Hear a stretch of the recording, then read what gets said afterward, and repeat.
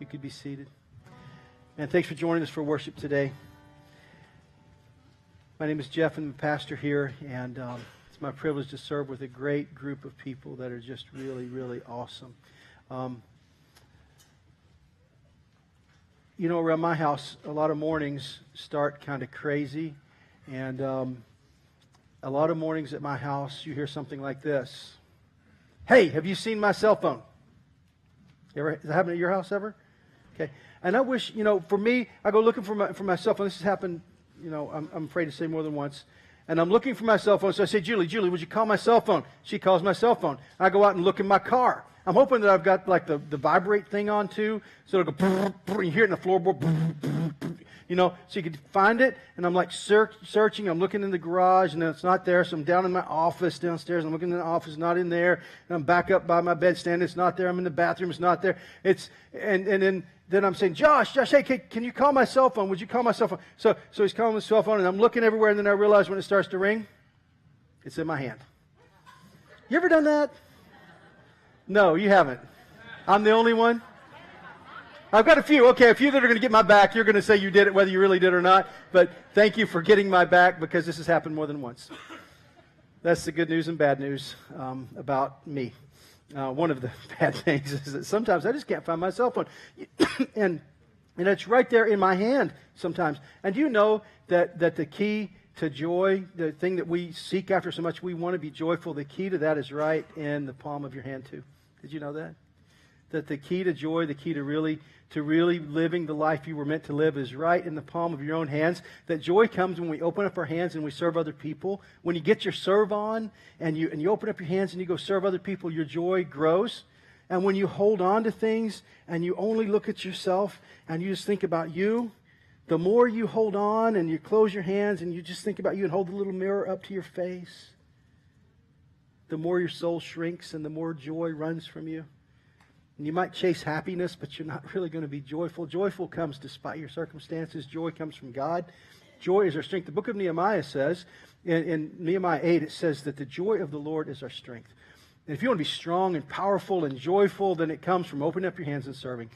The key to joy is in the palms of your hands. It's just like looking for that cell phone. It's right there. You already got it. It's just opening up your hands and going. So my hope today is that I could sell you on the idea that the key to joy is service. That the key to the life you're meant to live as a Christ follower is found in opening up your hands and serving. Now, for those of you who aren't Christ followers, it's okay. I think there's some principles in this message that will still help you, no matter whether you choose to follow Jesus or not. But if you do choose to follow Jesus, if you call him your king, then you're really going to benefit from some of these ideas that joy comes from serving, from opening up our hands and serving other people and reaching out to them.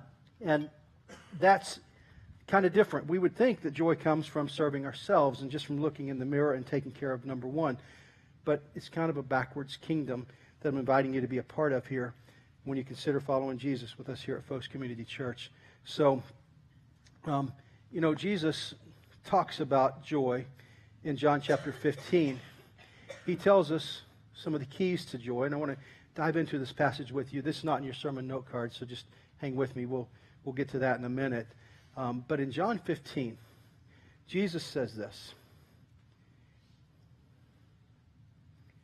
He says, if you'll obey me, if you'll remain in me, then your joy will be complete. If you'll do the things I say for you to do, your joy will be complete. Let me get this exactly right so you can hear from this. He says, I have loved you even as the Father has loved me. Remain in my love. When you obey me, you remain in my love, just as I obey my Father and remain in his love. I've told you this so that you will be filled with my joy.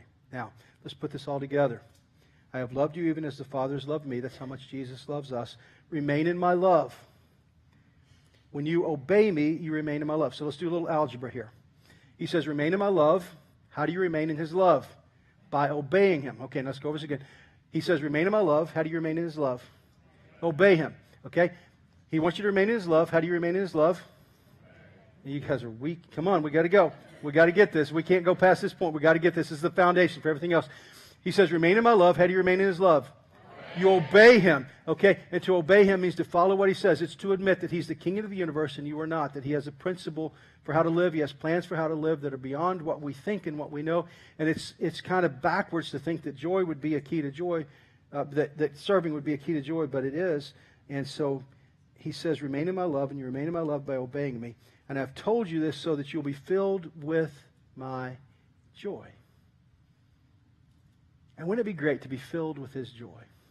To be filled with a sense of purpose and presence and power and joy. And joy is the strength of a Christ follower, according to Nehemiah. It's how you really unlock this joy that we have. So I have a dream for us here at Phos.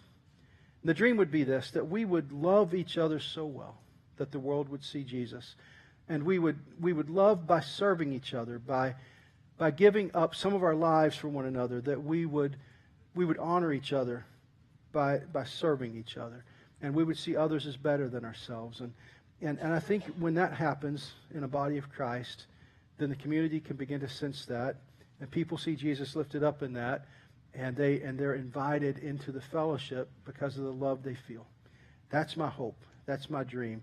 That we would serve each other so well and love each other so well. That the joy would be strong among us because of those features. Because that's how we live. And that would change everything. Because when we do that, then we lift Jesus up. And we lift Jesus up properly so the world can see who He is. That He loves and that He serves. And wouldn't that be great? And wouldn't you like to be a part of that? To be a part of that kind of movement of God in the world where He loves the world through us because we serve each other well. So a key to joy is to obey Jesus and to follow the things that He has to say. You know, I'm working with a team of folks here that just learning a little bit more about discipleship and what Jesus had to say about that. And Jesus, in what was His Great Commission in the book of Matthew, He says that we should go into all the world and teach them everything, teach them to obey everything that Jesus said to them. Why do we want to teach people to obey all the stuff that Jesus said? Go back to the verse I just shared. Because when they obey everything Jesus said, what do they get? Joy. And isn't that what we want, is for the world?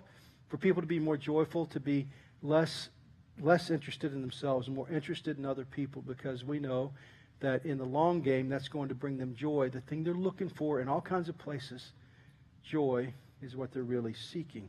It's what they really need. And so Jesus had a lot to say about a lot of things. And so we teach different aspects. There's sometimes when I feel like God is asking me to preach a certain passage or something that Jesus taught us that's uncomfortable or hard. And believe me, I have times when I don't want to preach those messages because I'm like, really, God, that's going to be controversial and people's feelings are going to get hurt and some people are going to quit coming because they're going to feel like I'm talking to them. And you got to know sometimes when you feel like I'm aiming something at you, I'm not. I don't read your mail. I don't read your email. But God does. So if you sense something, it's the Holy Spirit. It's God speaking, using me and the silliness of preaching in His Word to get to you. And if that's true, hang in here. Don't fight against Him, because the key to joy, the key to what you're looking for, is to submit and obey whatever Jesus is asking of you. Okay? That's how you move forward. So I just want to encourage you to keep moving forward by obeying the next things Jesus is asking you to obey. And we'll go from there. You know, if you want to amp joy in your life, then you got to open up your hands and serve other people. I see that happen here all the time in this body. I see some of you just dive in behind the scenes and serve in ways that nobody else sees and do things that nobody knows. I'm going to rat on a few of you. I'm going to tell on a few of you that I've seen do some things that nobody else would know, but I know that you're serving and that your service, when you open up your hands and serve other people, I know that your joy is multiplied. Our band, man, they're fantastic. They do a great job. Yeah, give it up for them. These singers, and I promise you right now, they're some of the most joy-filled people in this room. And the reason is because they got up early this morning. They arranged their schedule to be here by 7:30 and to start rehearsing. And they've already been through this whole service one time. And here they are again. They're 4 hours into their day of serving the King. And when you do what you're called to do, when you serve the King, when you open up your hands, man, then joy explodes in your life, doesn't it, Melissa? This is what you're made for, wasn't it? To worship the King. And when Melissa worships, man, her joy just explodes. it fills you up. When you're doing the thing you were crafted to do, when you're serving in the way you're crafted to serve, your joy explodes, it expands, it multiplies. When you're not just looking at yourself, when you open up your hands and you serve other people. You know, it happens when our resident electrician, he works for MSD. He's really, really busy. He's got a very, very more than full-time job, and he's got a family he loves. And yet, I know that yesterday, Dane Anderson showed up here, and he worked on our power pole out back because we have a little issue. LG&E told me a few weeks ago, we got an issue with their power pole. We got to restrap some things. I don't even know what they're talking about. So I just called Dale, who called Dane, and said, man, we got a situation. And Dane shows up and just fixes that because he loves Jesus and he wants to serve the King and he wants to serve you. Isn't that cool? It happens when Big Al on the soundboard back there. Big Al not only was here by 7:30 this morning, but Big Al left Bullitt County almost 50 minutes away, and he does that week after week after week after week after week to serve the King. And I hope your joy is multiplied, buddy. You make us sound good. He runs the biggest instrument in the house. You can give it up for Big Al in the back. But, and I could go down the list. There's so many of you that serve in so many ways, and you're part of the dream team here, and you matter more than you know. Because when you stoop to serve, when you serve other people, when you make it possible for us to worship here, when some of you go early and get those donuts and you sit up over there and you worry about the coffee and you get all that right, that all matters. It all matters.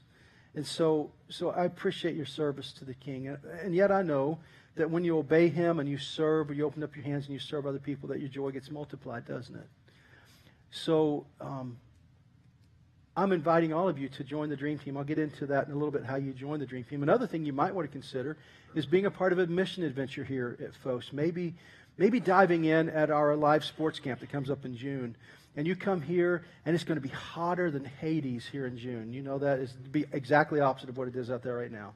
And it'll be hot, and there'll be a bunch of snotty-nosed little kids running around here, and they'll be running all over everything, and they'll drive you crazy. And it's going to be hard and hot and nasty and sticky, and they're going to stink. We're going to clear this whole worship center. We're going to be dancing in here and running all over the building and tearing stuff up. Well, it kind of is sometimes, but that's okay. But Julie's going, no, it's not. Teresa and Julie are busting me down. Anyway, it really is fun. But here's the deal. I just want to work you like a borrowed mule. I want you to show up, and we just want you to sweat and serve and get wrung out and worry about some children that don't know Jesus, because there are dozens of them that are going to show up here. And I want you to have to scramble to get off work and have to run in here and change into an Alive Camp T-shirt and then wring yourself out for the glory of the King, for the good of Him, and for the good of this community, that you would serve and that you would just be wrung out in a holy sweat. That's what I want. Do you know why? Because when you open up your hands and serve, when you get your serve on, you find joy. Because I want you to be joyful. Because when you're joyful, guess what else happens? Your strength rises. Your strength and ability to follow Jesus rises. Doesn't it, Austin Black? When you serve up here, man, when you're on that bass guitar, do you feel the joy of the Lord just coming through you? Isn't that cool? Austin will kill me later for even bringing him up. But the reality is, man, when you serve, when you dive in and you do what you're crafted to do, your joy gets multiplied. Your strength rises. Your ability to follow Jesus gets stronger. You deal less with just trying to stay away from petty sins, and you get more about really following Jesus and into the joy of that. It's a much better way to follow Jesus, just to serve. And so I'm inviting you to consider serving. You might consider going to Charleston with us this summer and serving there. And it's even hotter in Charleston than it is here. And yes, Julie is working hard on this already. And what she's looking for is opportunities for you to sweat and to serve. Because we know that when you sweat and serve for the good of the King, that your joy gets multiplied and your strength goes up. And I want you to be joyful, strong Jesus followers that love each other like nobody's business. And that when we get that going on, then good things really happen, right? So that's part. Phos is all structured around this, of getting you engaged somewhere to serve. We're not really content for you to sit, because if you only sit and you never serve, then you won't grow. And if you don't grow, your joy won't rise. And if your joy doesn't rise, then you're going to be weak. And if you stay kind of just interested in yourself and just your family, you won't experience all the good stuff that Jesus wants to bring to you. So I'm just asking you to consider serving with us. You don't have to, and if you never serve anywhere, I'm still going to love you. You're welcome to come in here and stay with us every Sunday. It's fine. But I just know that you won't have the joy you could have. So I'm encouraging you to get your serve on and consider growing stronger in your joy. And I think that will be really, really good for us. Now, Jesus had some other things to say about serving. Some other things we need to obey. Jesus was working with his followers, his 12. We call them the disciples. And as they traveled and worked together, they lived life together. They saw all kinds of miracles together. They heard Jesus' teachings together. They watched him break bread and feed thousands. They'd seen all this. They had been in storms with Jesus. They had been in good times with Jesus. They had been in hard times with Jesus. And as the ministry was expanding and exploding and Jesus was becoming more popular, the disciples figured this was going to be really quite a kingdom that Jesus was establishing. It's going to be quite a journey, quite a ride. And it really is important who's going to sit on the right and left hands of Jesus when he comes into his kingdom. When this gets to be really the ride they think they're on, this is going to be cool. So they want to be sure that they are right up there with Jesus. When Jesus comes up on his throne, they want to make sure they're right and left. So James and John, who were brothers, decided they should be on the right and left hand of Jesus because they are, after all, the most important disciples. They're the best and they're the brightest. At least they felt that way. So they went to Jesus and they said, we've been thinking, when this kingdom comes, when you establish this kingdom that you're going to have, would you let us sit on your right hand and on your left hand? Would you let us be on your right and left hand? And Jesus said, I don't think you know what you're asking. They said, oh yeah, we do. We want to be right there. We can go through whatever we need to go through because we want to be right there with you, Jesus. They had no idea what they were saying, did they? Now the other disciples heard about this. They were not happy. They're like, really? You two think you're it? And so they begin to have this preschool booger fight thing among the disciples. You know what I'm talking about. Sometimes this happens among people. They have little booger fights over petty stuff. And so they're having this little booger fight. And Jesus overhears them. Like, really? What are y'all talking about? And they said, well, James and John said they want to be like the right and left of yours. We don't think they're that good. We really think we should be, or maybe we should flip a coin or draw straws or something because we don't think they're that great. We think we really should be there too. So they're having this little squabble. So Jesus teaches them. This is what Jesus teaches them about his kingdom. And this is important for us as Christ followers. This is what he has to say, that it's a different kind of kingdom. If you would like to look on the back of your sermon note card, you can. It looks like this. At the top of that, the scriptures I'm going to get into right here or there. So Jesus called those disciples together who were having their little preschool squabble. And he said to them, you know that in this world kings are tyrants, and officials lord it over the people beneath them. But among you it shall be quite different. Whoever wants to be a leader among you must be your servant, and whoever wants to be first must be a slave to all. For even I, the Son of Man, came here not to be served, but to serve others, and to give my life as a ransom for many. It's quite different, isn't it? In the world, if you're powerful, then you get people to serve you, right? Jesus is saying, in my kingdom, in this community of faith I'm going to establish in the church that's coming, the way you're great is if you serve. The way you rise is if you stoop. The way you become first is you got to go last. It's exactly opposite of what we think. It's exactly backwards from the way the world teaches us things are supposed to work. It's really different. And I'm inviting you to consider Jesus' commands, to obey his commands, so that his love will remain in you, and so that as that love remains in you, that what will happen? Your joy will grow. So I'm asking you to get your serve on and to go further in serving Jesus, serving in this body than you ever have before. Because I know on the other side of your service and your sweat and your sacrifice is joy, and it's strength, and it's love. It's all kinds of good things that you're looking for in your life, but you're not going to find them until you follow Jesus' principle that to be the first, you got to go last. To be the greatest, you've got to serve all. You've got to become a slave of all. That's revolutionary, isn't it? It's different, isn't it, what Jesus is asking of us? And yet, I know it's true. I trust that it's true. one of the things I want to tell you about the staff that serves you here is that this staff will do whatever it takes for God's message to be heard and for God's glory to be lifted up and for people to know who Jesus is. I know this because over the years I've watched them serve in all kinds of ways. There was one Sunday that we came in and we had a little situation in our bathrooms. We ran out of toilet paper in a place or two. So at the next staff meeting, we spent 30 minutes going through the building learning how to change toilet paper rolls. Why? Because it matters. And I promise you that the staff that serves you, that if there was a toilet that needed to be cleaned, they would be the first to grab the toilet brush. They are not too good. They look for places to serve, and they're willing to do whatever it takes. And many of you who volunteer on the Dream Team, and by the way, we have this great Dream Team event coming up in a few weeks. I hope you got your invitation. I hope you're going to be there. It's going to be magnificent. Dream Teamers, you need to be there. But I know you Dream Teamers, man, you serve, and you sweat, and you give, and I'm praying that your joy gets multiplied and your strength rises. And if you're not sensing that in your life right now, you might need to just look and see, am I really serving? Am I really going there? And by the way, you know, one of the keys to this, when I mentioned the staff and how they serve, this is important because you might look at somebody like Mike and assume, well, he's up there, he gets all the glory. No. This is what I know about Mike. Whatever needs to be done, he does.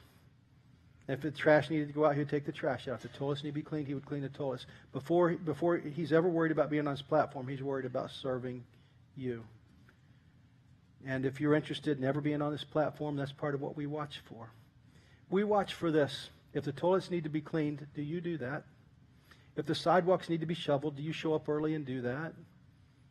Or do you assume that you just go straight to the top? You don't. At Phos, the way you get up is you go down. The way you participate in this kingdom is you serve. That's bad news, I guess, but it's really great news because it's exactly how Jesus said we obey him. And when we obey him, when we remain in him, then our joy rises. And that's a really good thing. And your strength goes up. So this is what I want for you. I want you to get your serve on because when you do, your joy rises, strength goes up, the following Jesus becomes better, easier, more passionate, all the stuff you want to have. So this is good. It starts around an idea of what's called the little much principle. Little much. Jesus taught us that when we're faithful in a little, you get more. So I'm asking you to consider diving in and serving somewhere, at least in a little way, with us here at Phos. And then, as God gives you grace, and as you serve well in that, then you'll be given more, and then more. But the corollary is also true. Jesus taught that if you're not faithful in the little you are given, then the little bit you have is going to be taken away. So know that it matters how you serve. Know that it matters how you follow through. I believe God has an incredible future ahead of us here at Phos, but it comes through us serving each other, loving each other better than anybody does, and lifting up Jesus and being humble servants of one another. So let me give you some ideas how to live out this little much principle, some places you might consider serving with us here at Phos. I'm going to be working up the sermon note card. I'm going to start at the bottom of this, and I'm going to work my way up some bullet points that are down there. And the first one is, this is a way you might consider serving here, is to just walk across the room. Now here's what I mean by that. I want you to consider greeting each other with a holy kiss. That's what the Bible calls this, greeting each other with a holy kiss. Now, some of you, in the moment I say that, you're like, oh no, what does that mean? I don't want to be greeted with a holy kiss. I mean, so let me just give you some possible things. You might just greet each other with a holy fist bump. I'll just try it one more time. Here we go. Fist bump. Okay, slow motion is fine. Okay, but you get a holy fist bump. That might be all you can muster is holy fist bump. And some of you that are germaphobes, just do like an air high five. Okay, but at least greet each other some way. Pay attention to one another. Julie turned me on to an article. It's called "The Power of Hello," and it's by a Nike executive, a young man who's risen to higher ups at Nike. And he wrote an article about how he learned how to acknowledge other people and how to say hi to them and how to just acknowledge people and recognize them. And so he tells the story of how he rose at Nike by just acknowledging people and knowing people in the building and knowing the janitors and knowing about their families and asking questions about them. And he began to rise through the ranks. Eventually he met the CEO at Nike, and they elevated him because he simply just learned to say hello and to be interested in other people. It all came from a walk with his mom when he was 10 years old. He's 10 years old, and he's walking down the sidewalk with his mother, and they meet Mr. Smith along the way. And Mr. Smith is not very interesting to a 10-year-old. So the 10-year-old is picking up rocks and chunking them at the stop sign, trying to hit the S-T-O, trying to hit the O in the middle of the stop sign with rocks the whole time that she's talking to Mr. Smith. When they walk away from there, she looks at him and she says, "Now I want to teach you something. You didn't even acknowledge him. You didn't even say hello to him." She said, "You need to acknowledge other humans. You need to recognize the specialness of other people. You need to honor other people and at least say hello to them, at least acknowledge them." And she said, "Even a dog can wag its tail." So this is inside that principle. Wag more and bark less. Okay? Now, I got to say a special word to some of my folks, some of my friends, some of my peeps here that are a little more on the shy side. I told first service, just get over it. Okay? Because this is what I said to them. I said, I believe that is an excuse to be selfish and self-centered. To look only at me, to only worry about me. In this body of Christ, if you've been here for more than 3 weeks, this is your church. It's your job to greet people with a holy kiss. It's your job to give people a holy high five, to give them an air high five if you don't want to touch them, but to at least acknowledge other people. Please help us with this. You can't just walk in here and assume, well, nobody's saying hi to me. You be the first. You go first. This is the principle. Jesus is saying, hey, listen, follow me. Follow my example. Julie, my wife, who is an introvert by nature, was very upset with me after last service. She said, "You were awfully hard on introverts." Amen. I was. So, Julie, please come up here. We talked about this. She agreed she would help teach this. She would get with me on this, and she was more introverted when I first met her than she is now. And we had this talk more than once, the same talk I just gave to you. You need to get over it. I think you're being self-centered. You need to kind of look at other people and at least wag your tail, at least pay attention to them. Don't just ignore people, because when you ignore people, it hurts them. They don't know how to handle that. They don't know how to handle it when you're just focused on you. They don't know how to break through that barrier. And most of us don't have the ego strength to overcome that. When we sense you've got a barrier up or a wall up, most of us don't know what to do with that. Most of us don't know how to overcome that. So I'm just asking you to consider an act of service to the King. Please let your guard down. Please just talk to other people. Acknowledge them somehow at least. And if the most you can do is grunt, at least grunt good. I mean, do something. But just acknowledge that there are other people here, and they need to be acknowledged, and you need to be acknowledged. And I promise you, we'll start that cycle. It'll be an upward spiral that's really good for you. Okay, sweetheart, now soften that up and help us figure out what I should have really said. Say extrovert, introvert. Can you tell? Well, and it was funny, when we actually even started dating, he used to get on to me about looking him in the eyes, because a lot of times I would look down. And you know, the thing about being an introvert, the thing is we're special people too, but sometimes in a big group, I just did not want to be noticed. And you know, I was there, and you know, it drives actually extroverts crazy. But I tell you what, but through my life, and particularly with us starting this church, and just in my own life, and watching my dad, who was a pastor, the thing about my dad was that he loved everyone. And I tell you, through that example and watching him connect people, I think with us starting a church, when you get outside of your comfort zone and you talk to other people, you realize the value of a person, and they bring blessing to your life. And the thing is, I think for me, I had to realize, you know what, I need to open my mouth and be the first to say something so they will say something back to me. But that is a gift because everyone has a story. And the thing about stories, they connect us. And the thing is, that book, Just Walk Across the Room, it's filled with, Bill Hybels talks about the blessings he got in his life because he simply got up and walked across the room and said something.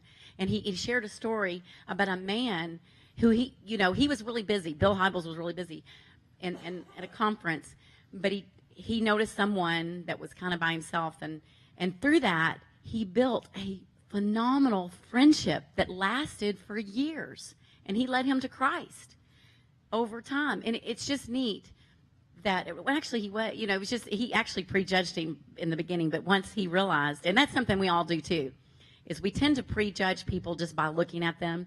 And I know even in college, one of the things that I learned, some of my best friends, my first impressions were totally wrong, and they became my best friends. And what happens oftentimes, our first impressions usually are wrong once we get to know people. And, so I guess I just want to say to all of us who are introverted by nature, I have learned how to get outside of that and realize that I am more blessed by knowing people. So it's more blessed to give. Yeah, it's more blessed to give than to receive. Yeah. And so, and I know it's hard sometimes because sometimes I think it's because of fear and what we think other people are thinking about us. But most of the time, other people are thinking about themselves. So anyway, I mean, that's really true. So we can no, it's true. So a lot of times we should just realize that, take that risk, and you might be rewarded in a powerful way with a new friendship. And so, yeah. Well said. Much better. Much better. That's good. Yeah. So once again, disaster averted by my beautiful wife. But anyway, so thank you, babe. That's wonderful, and it's true, and hopefully that's helpful. You will receive more blessings if you give away a little bit of yourself. So the first principle, just walk across the room, would you? And just greet each other with a holy kiss, whatever that looks like for you, but just acknowledge other people. And then second of all, the second bullet I'm working up this is, would you pray right now? Would you begin to pray about a person or two in your life that needs an invite to worship with us? You have a lot of friends who don't have a church home. Many of them are looking for a church home, and as Easter approaches, just 4 weeks from now, they are very, very open. But they're not just open to anything. They're open to you if you'll pray for them, serve them, love them, and invite them.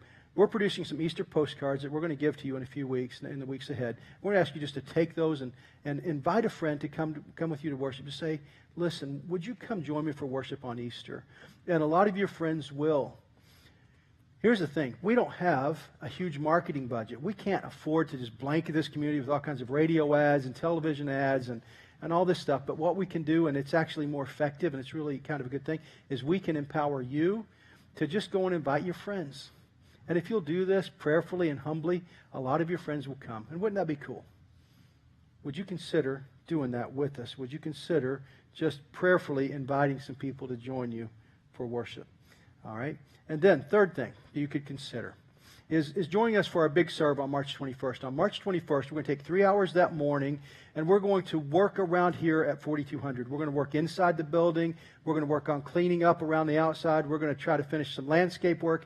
It's just a day when if 50 or 60 of us could show up and work together, we could get a whole lot of stuff done, and we'll get the space more ready for Easter and for newcomers that are coming. I hope you'll help us with that. You can just put kind of your shoulder to the plow with us and see what we can get done. Now, inside of your sermon note card, Mike mentioned it earlier, there's a tear-off called a Connect card. This is what I want you to do right now. Open that up, get them out, look at them, and out here, on the back of that Connect card, it says, I would like to help Phos by, and you can check this, signing up to help with the big serve on March 21st from 8:30 to 11:30 at 4200.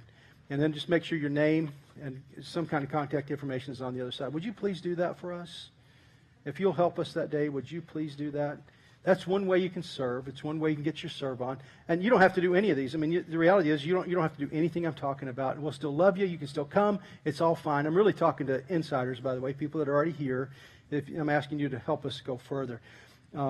Speaking of Easter and all that, getting ready for Easter, on Easter we're going to offer 3 worship services. We'll add one before the 9:30 service. I think it's going to be at 8, but I'm not sure yet. But I'm asking you to consider coming one service earlier than you normally do. Now, I know that's going to be a sacrifice, and I know it will be hard, but would you please consider that? We're also possibly going to do a parking shuttle of some sort that would be away from here down at Centerfield Elementary, perhaps. We may ask some of you if you're willing to go there, and ask some of you to run shuttle for a while, just bring a van, or if you've got a big car, just come and run people back and forth before worship service. This kind of stuff would really help us. So would you consider doing some of that? Would you consider coming a little bit earlier? Here's why. Most of the newcomers, people that come to church for the first time, most of the time they come to the 11 o'clock service. Because in the community's imagination, even if you've not been around church, you still kind of have an imagination that church happens at 11 o'clock in a building somewhere. And so Easter Sunday, your seat is at a premium. I love you, and if you choose to come at 11, that's fine. I'm not going to be mad at you. I'm just asking you to consider, would you serve the King this way? Would you possibly serve the King by coming a little earlier, and maybe helping shuttle some people at the next service or whatever we need? So just be watching for that and consider that, and that would be awesome. And then the next one, would you consider giving? Go stronger if you can. Right now, there's a lot of things we'd like to do to finish up phase 2. If you can help by giving stronger, then that's going to help us go further in things we'd like to do, finishing sidewalks and doing landscape and a bunch of stuff that needs to happen. So just consider what you might do there. If you're already giving strong, no worries. And if you don't want to give, don't worry. It's okay. If this makes you mad, don't worry. You and Jesus to talk about it. You figure it out, okay? Serious. I mean, it's up to you and him. I'm not going to be mad one way or the other. I'm just saying, when you serve, your joy rises. And if this is the way you can serve, then watch your joy rise. Trust him. The next one, Facebook. You could help us by using Facebook as a place to stir up some positive dust. If you'll go onto your Facebook page and then jump over and then find the Phos Community Church page and just like us, and then maybe once or twice a week jump on and just like something, like maybe the sermon that's been posted, like a song that's been posted, like a video, something. Just do something that stirs up a little bit of positive dust. Because Scriptures teach us that we're ambassadors for Christ. And people watch our lives to get their cues about Jesus. Facebook is a powerful platform. When it's used positively, it's fantastic. So would you help us by being a positive dust stirrer on Facebook? But please also know this. It is a public platform. And what you say gets noticed for good or for evil, for better or for worse. So if you're going to like us and you're going to be a part of this community of faith, would you consider using that platform in a positive way? Would you consider submitting what you might want to say to a filter called Jesus and say, you know what, I think I'm going to think about what I'm going to post and ask myself, is this really how a Christ follower would conduct themselves? Is this really what a Christ follower would say? Or is it less than that?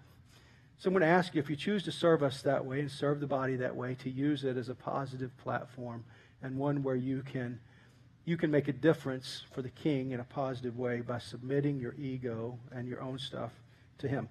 And then lastly, the last thing you might consider doing is joining us for Growth Track.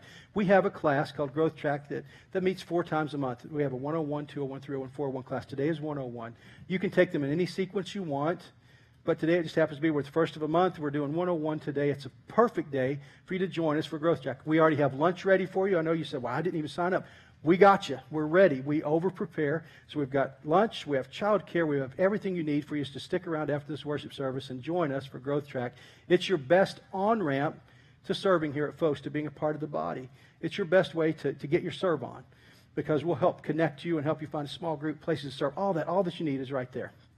Okay, so those are 7 ideas, 7 ways you might consider serving at Phos. There's more, but I don't have time to do them all. But that's just 7 starters, 7 easy ways you could help things at Phos by serving, by getting your serve on, so your joy can rise, your strength can rise.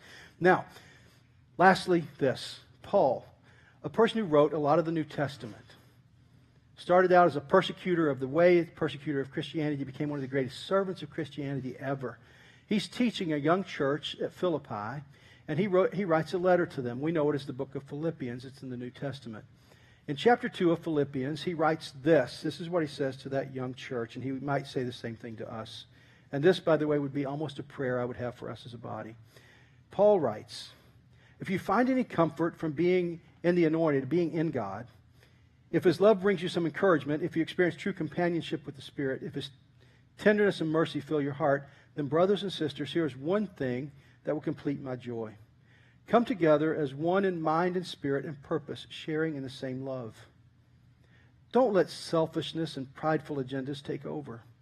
Embrace true humility and lift up your heads to extend love to others. Get beyond yourselves in protecting your own interests. Be sincere and secure your neighbor's interests first. In other words, adopt the mindset of Jesus, the anointed. Live with his attitude in your hearts. And remember, though he was in the form of God, he chose not to cling to equality with God, but he poured out himself to fill a vessel brand new, a servant in form and a man indeed. The very likeness of humanity, he humbled himself, obedient to death, a merciless death on the cross. So God raised him up to the highest place and gave him the name above all, so that when his name is called, every knee will bow in heaven, on earth, and below, and every tongue will confess Jesus, the Anointed One, is Lord, to the glory of God our Father. So now, my beloved, obey as you always have done, not only when I am with you, but even more so when I can't be. Continue to work out your salvation with great fear and trembling, because God is energizing you so that you will desire and do what always pleases him.